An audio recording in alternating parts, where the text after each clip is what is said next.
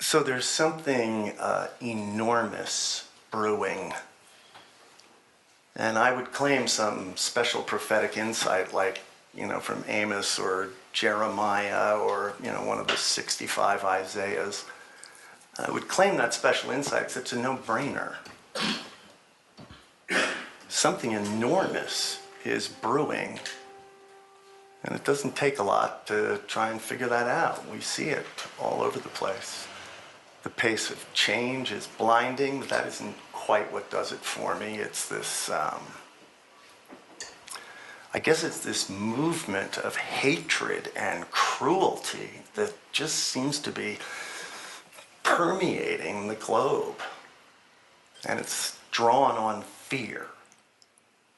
And I assume that fear has something to do with the fact that something enormous is brewing. We read the news all the time, and it's dreadful and desperate.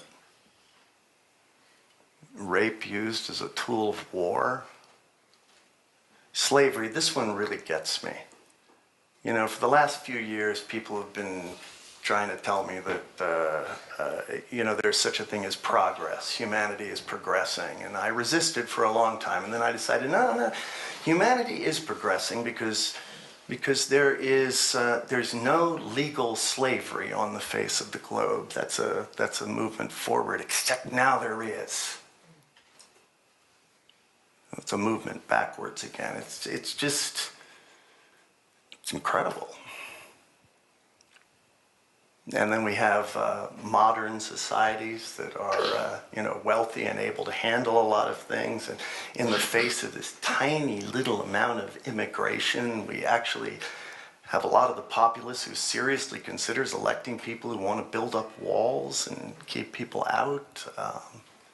And this migration is nothing compared to the mass migration that will occur when the polar ice caps melt.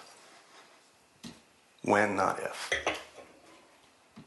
Something enormous is brewing, and it really may not come in my generation or my son's generation, but it's coming. And in the face of that, it seems to me that I live in a culture, this modern culture, that at least would have a chance at imagining a different kind of future. I live in a culture where people's goal in life seems to be to live as long as possible, as comfortably as possible. Get as much pleasure as you can along the way. That's the goal. And what does the church have to say? That's my problem. I don't mean to be too hard on the church. That's where I swim, by the way.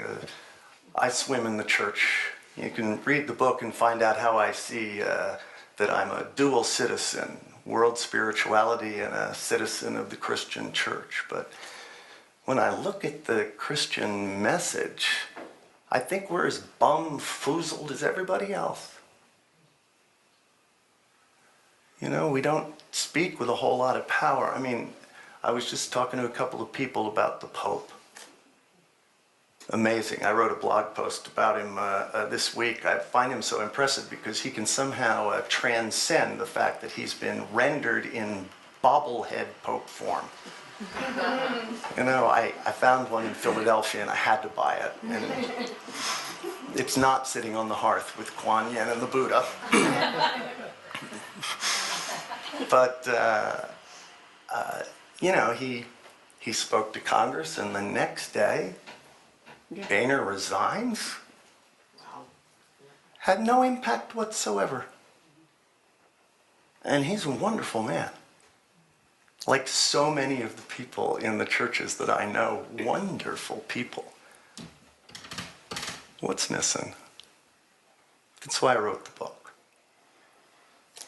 I think what's missing is a sense of what the Christian message is for. It's like it got lost in the translation into modernism.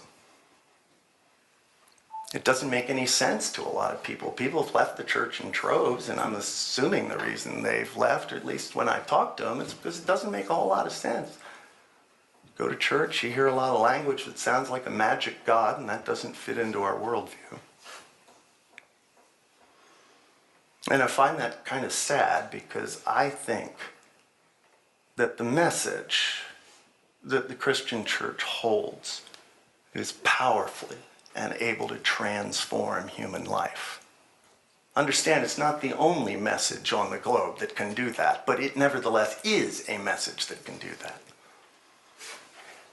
The people that wrote our scriptures, they had real, genuine experiences of the presence of God, that God that we touched just for a moment a little while ago. They had real experiences of that.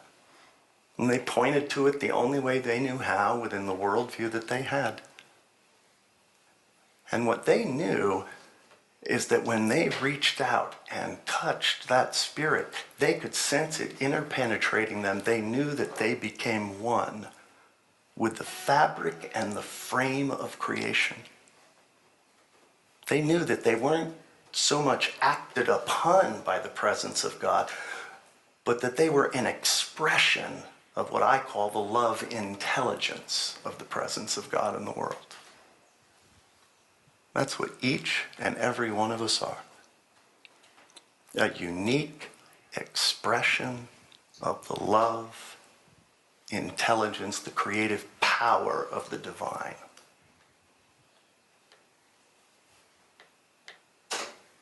Cool, huh? We're touched by something that is shaping the future as this enormous change takes place. But with that reality, there comes a unique obligation. Each one of us, a unique obligation to express that love and creativity in our own way. We were made for it. That's what gives our value, meaning, and purpose. Not trying to live life as long as possible, as comfortably as possible. It's what gives things beauty.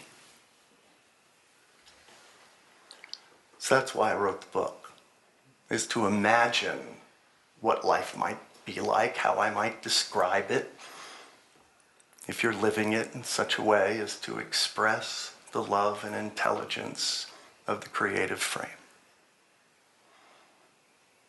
It seems to work for some people. It's not going to work for everybody, and that's okay. What I hope is that it inspires some growth, development, and change in the world, so that we can begin to shape a different kind of future as this enormous change comes upon us. But it takes practice, you know. That's the reality. You can't just sit around and decide, oh yeah, I must be connected to the divine, and, you know, go about your life living comfortably. It takes practice. It takes time and commitment to take those moments to sit in the presence of the divine and be changed by it.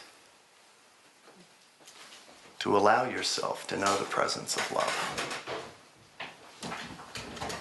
It takes practice, and it takes friends. I just don't see how we do it alone. That's why I have that hope and that dream for the community to come together, communities of practice, to support one another as each one of us takes a next step in our walk of faith and towards that moment of hope. It's a huge task. But when we sing, when we sit in silence, when we dance ecstatically, scream to the heavens, walk in the midst of the trees, we are touched by the presence of a God who moves us away from fear and into a position of imagination and hope. A God of comfort, a God of challenge.